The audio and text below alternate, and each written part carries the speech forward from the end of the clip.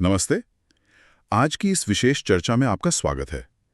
हमारे पास 24 और 25 दिसंबर का एक आध्यात्मिक स्रोत है जिसका शीर्षक है प्राथा मुरली ओम शांति। ये मधुबन से है और इस सोर्स का जो मेन आइडिया है वो वाकई बहुत अलग है। इसमें एक लाइन है, अविनाशी ज्ञान रत्नों का दान ही महादान है। आज हम इसी एक लाइन में छिपे गहरे मतलब को समझने की कोशिश करेंगे। ये स्रोत सच्ची सेवा, मन की शांति और आध्यात्मिक तरक्की के बारे में क्या कहता है, चलिए जरा इसमें गहरा उतरते हैं। तो सबसे पहले इसी बात को पकड़ते हैं, महादान मतलब द ग्रेटेस्ट चैरिटी।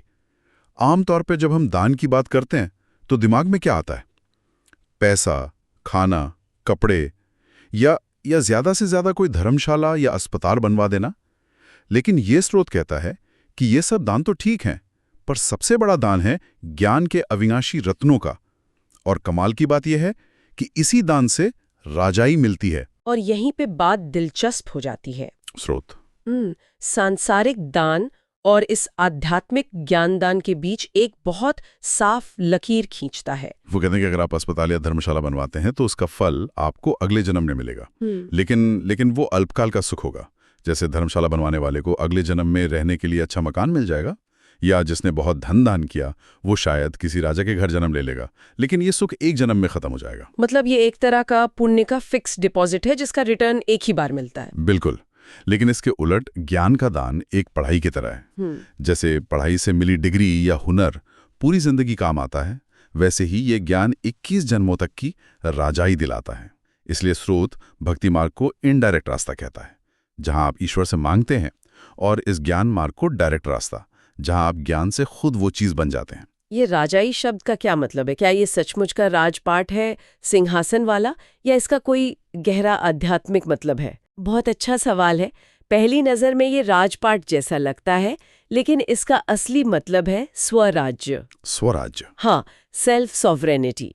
मतलब अपने मन और अपनी कर्मेंद्रियों पर पूरा अधिकार। एक ऐसा व्यक्ति जो परिस्थितियों का गुलाम नहीं बल्कि उनका मालिक है। तो हाँ, स्रोत के अनुसार सतयुग में लक्ष्मी नारायण जैसे राजा रानी भी बनते हैं, लेकिन उस पद का आधार बाहरी सत्ता नहीं बल्कि यही आंतरिक स्वराज्य होता है। अच्छा। इसलिए ये दुनिया के किसी भी राजा से ऊंची पदवी है, क्योंकि दुनिया का राजा हो सकता है अपने ही गुस्से या इच्छाओं का गुलाम हो। समझ गया। तो ये सिर्फ मदद करना नहीं है, बल्कि ज्ञान के जरिए किसी को इतना सशक्त बना देना है कि उसे किसी मदद की जरूरत ही ना रहे। ये तो पूरा नजरिया ही बदल देता है। अच्छा, तो फिर जिन लोगों में ऐसी सेवा करने का शौक होता है, उनकी पहचान क्या है? क्या वो अलग दिखते हैं? स्रोत के हिसाब से हाँ, उनकी आंतरिक स्थिति और प्राथमिकताएं बिल्कुल अलग होती हैं। उनकी कुछ निशानियां बताई गई हैं। इन निशानियों में से एक बात मुझे बहुत दिलचस्प लगी। कहा गया है कि उन्हें पुरानी दुनिया का वातावरण अच्छा नहीं लगता। आज के जमाने में इसका क्या मतलब हो सकता है? क्या इसका मतलब है कि वो समाज से कट जाते हैं, साधु संत बन जाते हैं? नहीं, ये मतलब नहीं है। इसका मतलब संन्यास लेना नहीं बल्कि मानसिक अलगाव है। मानसिक अलगाव मतलब दुनिया में रहते हुए भी उसकी जो नकारात्मकता है, जो भागदौड़ है, कंपटीशन, ईर्ष्या, भौतिकवाद, इन सबसे वो प्रभावित नहीं होते। उनका ध्यान अपनी पढ़ाई और दूसरों को पढ़ाने की सेवा पर इतना ज्यादा केंद्रित हो जाता है कि बाकी सब उन्हें शोर जैसा लगता है। उन्हें सुकून बाहरी चीजों में नहीं बल्कि इसी ज्ञान के चिंतन और मंथन में मिलता है। और एक और बात कही गई है जो इसी से जुड़ती है कि वे संपत्ति के पीछे अपना समय बर्बाद नहीं करते। एक कहावत भी इस्तेमाल हुई है, ये सोना ही किस काम का जो कान कटे। ये कहावत तो बहुत दमदार है। ये सिर्फ भौतिक चीजों से अलगाव नहीं बल्कि ये भी दिखाता है कि भौतिक चीजें एक बोझ भी बन सकती हैं। बिल्कुल सही पकड़ा आपने। ये कहावत दिखाती है कि अगर सोना पहनने के लिए कान ही कटवाने पड़े, यानी मतलब अगर धन दौलत कमाने और संभालने में मन की शांति ही भंग हो जाए, तो ऐसी दौलत किस काम की? सही बात है। स्रोत कहता है कि ऐसे सेवकों की सभी सांसारिक आसक्तियां, जिन्हें रगें कहा गया है, वो टूटी हुई होती हैं। वो किसी चीज से बनते नहीं। यहाँ तक कि अगर कोई उन्हें मकान दान में दे लेकिन साथ में शर्तें लगाए या बंधन डाले, तो वो ऐसा मकान भी स्वीकार नहीं करेंगे। वाह, मतलब आजादी सबसे ऊपर है। और स्रोत कहता है कि वे समझाते समझाते गला खराब हो जाने पर भी खुशी में रहते हैं। ये समर्पण का स्तर सुनने में बहुत ऊंचा लगता है। लेकिन एक आम इंसान के लिए जो परिवार और नौकरी की जिम्मेदारियों से घिरा है, क्या इस स्तर तक पहुंचना व्यवहारिक रूप से संभव है? क्या स्रोत इस पर कुछ कहता है? ये एक बहुत ही व्यवहारिक सवाल है। स्रोत ये नहीं कहता कि हर कोई पहले दिन से ऐसा बन जाएगा। ये एक यात्रा है, लेकिन वो कहता है कि जिसे इस सेवा का शौक लग जाता है, उसके लिए ये बोझ नहीं बल्कि नशा बन जाता है। नशा? हाँ, जैसे किसी आर्टिस्ट को अपनी कला में मजा आता है, वैसे ही उन्हें ज्ञान बांटने में मजा आता है। जी। फिर उन्हें रात के 12 बजने पर भी थकावट महसूस नहीं होती, और वो ये सब अपनी ही कमाई से, अपने ही तन मन धन से करते हैं, किसी से मांगते नहीं। ये एक तरह की आत्मनिर्भरता है। तो ये जो आंतरिक स्पष्टता और सेवा का जुनून है, शायद इसी से सच्ची शांति मिलती है, जिसकी तलाश आज पूरी दुनिया कर रही है। स्रोत भी तो यही कहता है कि दुनिया शांति के लिए पुकार रही है। हाँ, और वो इसका समाधान भी बताता है। स्रोत के अनुसार शांति का सागर एक ही है, बाप, और वही शांति की स्थापना करते हैं। तर्क ये दिया गया है कि सच्ची शांति केवल नई दुनिया यानी सतयुग में थी, जब एक ही धर्म, एक ही राज्य और एक ही भाषा थी। उस दुनिया को पैराडाइज या स्वर्ग कहा गया है। स्रोत में बार-बार पाप और सतयुग शब्दों का इस्तेमाल हुआ है। जो पहली बार सुन रहे हैं उनके लिए इसका क्या संदर्भ है? ये किसके लिए इस्तेमाल हो रहा है? अच्छा सवाल है। इस ज्ञान परंपरा में बाप शब्द का प्रयोग परमपिता परमात्मा या सुप्रीम सोल के लिए किया जाता है, जिन्हें इस ज्ञान का मूल स्रोत माना जाता है। ओके। और सतयुग या नई दुनिया उस स्वर्ण युग को कहते हैं, जो इस ज्ञान के आधार पर भविष्य में स्थापित होता है। एक ऐसी दुनिया जहां पूर्ण शांति, पवित्रता और सुख हो, जहां कोई दुख या अशांति न हो। ये दिलचस्प है कि इसी संदर्भ में स्रोत शास्त्रों की भी आलोचना करता है। ये कहता है कि शास्त्रों ने हर युग में अशांति दिखाकर, जैसे सतयुग में हिरण्यकश्यप या त्रेता में रावण का हंगामा दिखाकर, लोगों को घोर अंधियारे में डाल दिया है। ये तो एक बहुत बड़ा दावा है। हाँ, ये एक क्रांतिकारी विचार है। स्रोत का तर्क है कि शास्त्रों ने यह दिखाकर कि देवी देवताओं के समय में भी राक्षस थे और लड़ाइयां होती थीं, लोगों से उस आदर्श दुनिया की उम्मीद ही छीन ली। अगर स्वर्ग में भी अशांति थी, तो फिर शांति कहाँ मिलेगी? इसके विपरीत ये ज्ञान कहता है कि सतयुग में कोई अशांति थी ही नहीं। शांति की स्थापना एक बार होती है और फिर 5000 साल के चक्र में धीरे धीरे उसकी शक्ति कम होती जाती है और कलयुग के अंत तक दुनिया पूरी तरह अशांत हो जाती है। तो अगर समाधान राजनीतिक समझौतों या शांति वार्ताओं में नहीं, बल्कि एक पूरी नई दुनिया बनाने में है, और ये जीवन हीरे तुल्य है, क्योंकि यही वो मौका है, तो फिर इस नई दुनिया तक पहुंचने का रास्ता क्या है? स्रोत इसे जीवन मुक्ति कहता है, यानी जीवन में ही मुक्ति। ये सुनने में बहुत ऊंचा लक्ष्य लगता है। लक्ष्य ऊंचा है और रास्ता भी स्पष्ट बताया गया है। इसका आधार है पवित्रता। पवित्रता सिर्फ शारीरिक नहीं, बल्कि मनसा, वाचा और कर्मणा, यानी सोच, बोल और कर्म, तीनों स्तर पर। मन में कोई व्यर्थ या नकारात्मक ख्याल ना आए, सिर्फ एक बाप की याद रहे। और इसका परम लक्ष्य है कर्मातीत अवस्था को पाना। ये कर्मातीत अवस्था क्या है? क्या इसका मतलब है कि इंसान कर्म करना बंद कर देता है? नहीं, बिल्कुल नहीं। ये एक बहुत गहरी अवस्था है। इसका मतलब है कर्म के प्रभाव से मुक्त हो जाना। आप कर्म करते हैं, लेकिन उसके अच्छे बुरे फल का बोझ या बंधन आपकी आत्मा पर नहीं पड़ता।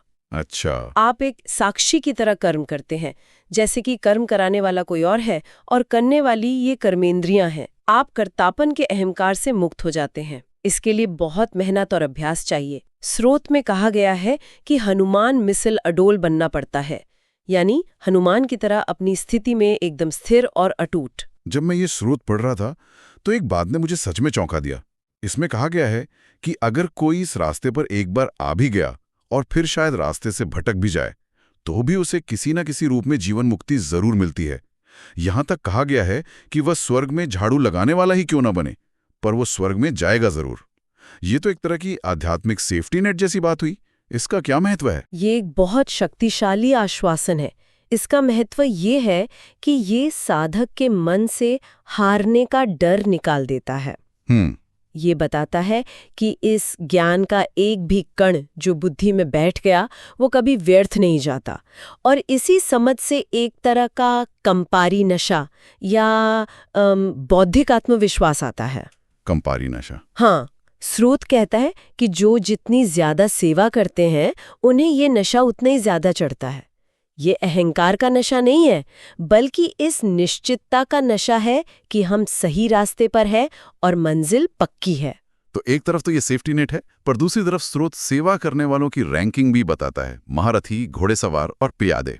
इसका मतलब है कि गारंटी तो है, पर उत्कृष्टता की कोई सीमा नहीं है, या सुरक्षा और महत्वाकांक्षा का एक दिलचस्प संतुलन है। बहुत बढ़िया पॉइंट है। ये बिल्कुल वैसा ही है। ये सिस्टम सबको शामिल करता है, लेकिन ऊंचे पद के लिए पुरुषार्थ को भी प्रेरित करता है। इसीलिए सेवा को एक तरह की आध्यात्मिक सर्जरी भी कहा गया है, जहां आत्मा को ज्ञान का इंजेक्शन लगाया जाता है। ज्ञान का इंजेक्शन। हाँ, और जैसे डॉक्टरों में कोई लाखों कमाता है और कोई मुश्किल से 500। ज्ञान वही है, पर उसे धारण करने और दूसरों को देने की कला और क्षमता में फर्क होता है। जो सबसे कुशल सर्जन है वो महारथी हैं। ये सारी यात्रा असल में एक पुजारी से पूज्य बनने की है। मतलब जो आत्मा पहले देवी देवताओं की पूजा करती थी, अब वो स्वयं ज्ञान और पवित्रता को धारण करके पूजने योग्य बन रही है। लेकिन यहीं पर एक और गहरा और शायद सबसे जटिल विचार आता है, कल्प पहले का। स्रोत कहता है कि हर कोई वही पुरुषार्थ करेगा जो उसने कल्प पहले किया था। ये तो नियतिवाद या प्रीडेस्टिनेशन जैसा लगता है। अगर सब कुछ पहले से ही तय है, तो फिर मेहनत करने का, पुरुषार्थ करने का क्या मतलब? हाँ, ये इस दर्शन का सबसे गहरा और अक्सर गलत समझा जाने वाला बिंदु है। इसे समझने के लिए कल्प की अवधारणा को समझना होगा। स्रोत के अनुसार ये दुनिया का इतिहास एक 5000 साल का नाटक या चक्र है, जो हूबहू हर 5000 साल बाद खुद को दोहराता है। हूबहू? हाँ, हूबहू। इस तर्क के अनुसार हर आत्मा इस नाटक में एक एक्टर है जिसका पार्ट फिक्स्ड है। तो अगर पार्ट फिक्स्ड है, तो फिर मेरी आजादी कहाँ है? मेरे कर्म का क्या मतलब है? सोचिए, एक एक्टर को उसकी स्क्रिप्ट दी जाती है। स्क्रिप्ट पहले से लिखी हुई है, लेकिन उस स्क्रिप्ट का हिस्सा है एक्टिंग करना, डायलॉग बोलना, मेहनत करना। एक्टर ये नहीं कह सकता कि क्योंकि अंत लिखा हुआ है इसलिए मैं एक्टिंग ही नहीं करूंगा। उसका काम है अपने पार्ट को बेहतरीन तरीके से निभाना। इसी तरह इस ज्ञान के अनुसार आत्मा का पार्ट है पुरुषार्थ करना, ये जानना कि नाटक का अंत अच्छा ही होना है और आपकी भूमिका पहले से तय है। ये असल में घबराहट और चिंता को खत्म कर देता है। अच्छा। आप क्या होगा कि डर से कर्म नहीं करते, बल्कि अपनी भूमिका की खुशी में और उसे निभाने की जिम्मेदारी से कर्म करते हैं। तो ये एक तरह से एक्टर को उसकी स्क्रिप्ट बताने जैसा है। उसे पता है कि अंत में सब ठीक होगा, इसलिए वो अपने रोल पर और बेहतर तरीके से ध्यान दे सकता है, बिना किसी तनाव के। बिल्कुल सही एनालॉजी है। इससे जिम्मेदारी कम नहीं होती बल्कि बढ़ जाती है, क्योंकि अब आप जानते हैं कि आपका हर कर्म इस महान नाटक का एक अविनाशी हिस्सा है जो बार बार दोहराया जाएगा, और इसीलिए उसे और भी श्रेष्ठता से करना है। बिल्कुल। तो हमने कहाँ से शुरू किया था? महादान के एक सीधे से विचार से, और हम समय के चक्र, नियति और कर्म के इतने गहरे दर्शन तक पहुंच गए। ये वाकई एक गहरी डुबकी थी। इसका सार यही है कि हम जिसे मूल्यवान समझते हैं उस पर दोबारा सोचने की जरूरत है। ये स्रोत भौतिक दान के ऊपर ज्ञान के दान को, बाहरी सफलता के ऊपर आंतरिक परिवर्तन को और क्षणिक सुख के ऊपर अविनाशी पद को रखता है। ये पुजारी से पूज्य बनने का सफर है, जो सिर्फ विश्वास से नहीं बल्कि ज्ञान की गहरी समझ और रोज के पुरुषार्थ से तय होता है। इस स्रोत के अंत में एक स्लोगन दिया गया है जो आज की हमारी पूरी चर्चा का निचोड़ जैसा लगता है और सोचने पर मजबूर करता है। क्लीन बुद्धि से प्लान को प्रैक्टिकल में लाओ तो सफलता समाई हुई है। और ये एक ऐसा सवाल छोड़ जाता है जो सिर्फ अध्यात्म तक सीमित नहीं है। हम सब अपनी जिंदगी में, अपने काम में, अपने रिश्तों में कितने ही प्लान बनाते हैं। कितनी बार वो इसलिए असफल नहीं होते कि प्लान खराब था, बल्कि इसलिए कि उस प्लान के पीछे की बुद्धि या नियत क्लीन यानी साफ नहीं थी। शायद उसमें थोड़ा स्वार्थ था, थोड़ा डर था या थोड़ा अहंकार था। ये स्लोगन सोचने पर मजबूर करता है कि अगर करने वाले का इरादा उतना ही शुद्ध हो जितनी कि उसकी योजना, तो ऐसी कौन सी सफलता है जो हासिल नहीं की जा सकती। ये सोचने वाली बात है। मान द्वारा निरंतर अपनी स्थिति को ऊंचा बनाने की प्रेरणा सब कुछ आज बाबा ने हमें दिया है। अगर आज की मुरली से आपको कोई विशेष प्रेरणा या स्वमान का अनुभव मिला हो, तो उसे अपने जीवन में धारण करें और दूसरों को भी प्रेरित करें। अपने विचार या अनुभव कमेंट में साझा करें ताकि अन्य आत्माओं को भी शक्ति मिले। याद रखें, हर शुभ संकल्प ही विश्व कल्याण की सेवा है। ओम शांति। ओम शांति।